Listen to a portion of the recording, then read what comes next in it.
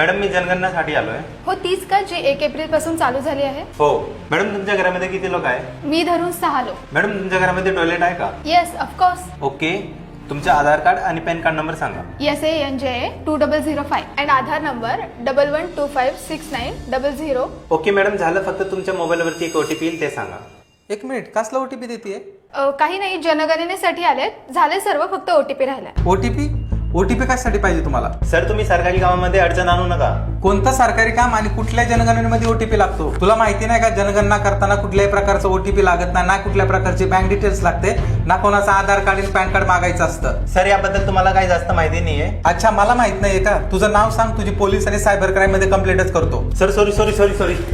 तुम्ही पण सेन्ससची आणि जनगणनेची ही माहिती लक्षात ठेवा आणि तुमच्याकडे कोणी जनगणनेसाठी आलं तर त्याला OTP शेअर करू नका, आधार कार्ड पॅन कार्ड देऊ नका, नाहीतर ही चूक तुमची असेल, सरकारची नाही. आणि हा व्हिडिओ जास्तीत जास्त नागरिकांपर्यंत शेअर करा. सतर्क राहा, स्कॅम पासून वाचा.